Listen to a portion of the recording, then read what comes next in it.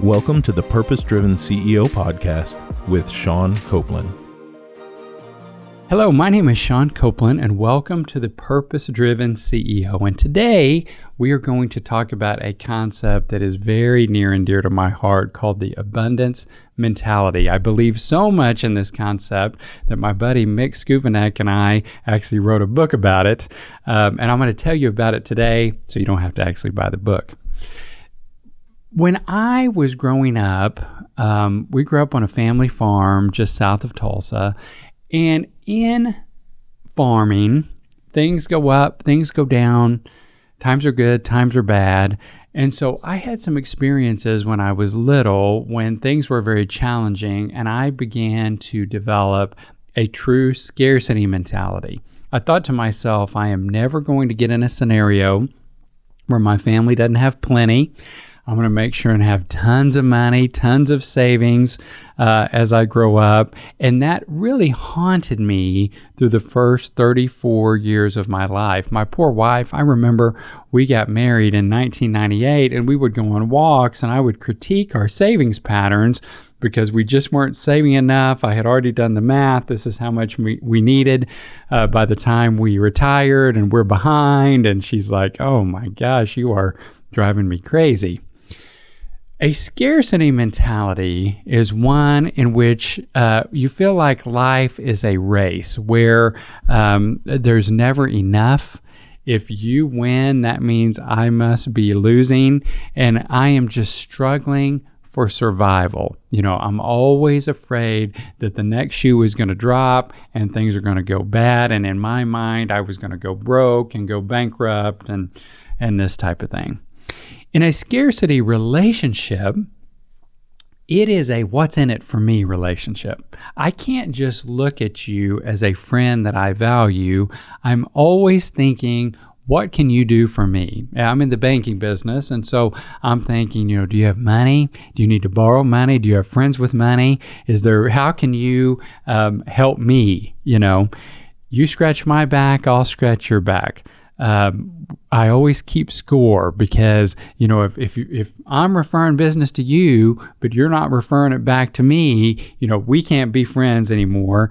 And I've got to constantly be selling you something so that I can make ends meet. Now, let me tell you how this scarcity mentality within my life was broken. I went through a period of time where I was going through a Bible study where Jesus was talking about he wanted us to have life and have it more abundantly. I was reading the 7 Habits of Highly Effective People where Stephen Covey was talking about this concept of having an abundance mentality. I went to lunch with a buddy of mine. This is all within about a 2-week period, okay? I went to lunch with a buddy of mine, and I was bemoaning how much competition there was in banking and how were we going to survive. And he owned another competing bank, and he said, Sean, you have to change the way you were thinking. He said, you have a bad scarcity mentality. You have to have an abundance mentality. You must believe that there is enough. And then finally, I met this really great guy named Mick, who was pursuing a relationship with me. I was sure that he wanted to sell me something, but at the end of the day, he didn't. He just wanted to have a friendship and a mentorship, and he has now spent the last 10 years of my life helping me, sowing into my life, never ever wanting to take anything out of the relationship. And I began to realize that there is really a myth out there. There is a success myth that, if you are winning, I must be losing. So I have to be really cutthroat. I have to step on others to get to the top. I have to work harder than anybody else. I've got to go for blood, in order to be successful in this world. And that's just not the way that it is. The truth is we can live our lives in a way where we have an abundance mentality. Now, I want to tell you about an abundance mentality. Abundance means overflowing fullness. It means oversufficient supply. And we think of abundance in terms of resources, but it can apply to anything. It can apply to relationships. It can apply to love. It can apply to joy. Abundance is just an amazing thing. In an abundance mentality, we believe that there is enough for everyone, that there are expanding resources and opportunities, that life is not a zero-sum game, that there is plenty for you and for me. In an abundance relationship, we always look out for each other's best interest, no matter what. When I come into a meeting with you or I sit down to visit with you, I am interested in you as a person, as someone I care about, as somebody that is very, very dear to me, not as someone who I'm trying to make money off of. I am always going to do what is best for you, and I am going to give to you when I can, and I am going to expect nothing in return. That is an abundance mentality, and that is an abundance relationship. In an abundance relationship, we are not keeping score. There is no scratch my back and I'll scratch yours. I just help you whenever I can. I find the right solution for you even if it hurts me. And as my friend David Stevens says, you walk into the relationship with an empty bag. I don't have a bag full of stuff I'm wanting to sell you. I have an empty bag, and I just want to do what is best for you. When we do this, here is what I have found. When we go into our relationships in a pure way, always trying to help the other person, it creates what is called an abundance loop. In this abundance loop, I serve you. You see that my motives are pure, because we can tell. You can tell whenever somebody is trying to, as my grandpa used to say, get into your back pocket to get your money, or whether you are in it for me. And when I began to know that you are in it for me, what happens?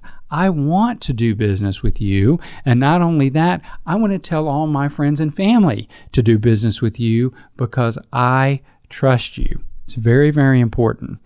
And what results from that is I, as a business person, as a business owner, can experience abundance without even trying. I didn't go out trying to make a bunch of sales. I went out trying to help people achieve their goals, and abundance will always follow. Now, what I want to share with you is, as we close, the crux of all of this, the basis of all of this is trust. We have to believe that when Jesus said, I came so that you have life and have it more abundantly, that it was the truth. We either, each day when we get up in the morning, we either choose to trust in God or not to trust in God. It is really that simple. When we choose to trust in Him and believe that He is in it for us, it frees us up to practice this abundant mentality. And let me close with one final story to share with you. So I have a good friend who is a financial planner here in Tulsa. His name is Stephen. I was introduced to Stephen by another mutual friend of ours, Todd, just for the simple fact that Todd thought we would really like each other and that we would become close friends, and we have. But what did I think the first time that Todd said, I want you to go meet with a financial planner? Yep, I thought, well, he's going to shake me down for money. He's going to tell me why he's going to get me the best return. This is going to be a miserable lunch, but I'm going to do it because I love my buddy Todd, and this is what he wants me to do. When I went to this lunch, Stephen never, ever mentioned financial products. Never.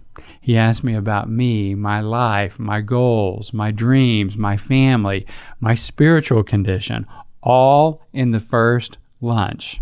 And I walked away from there thinking, man, this is somebody who actually really cares about me. Now, what has happened?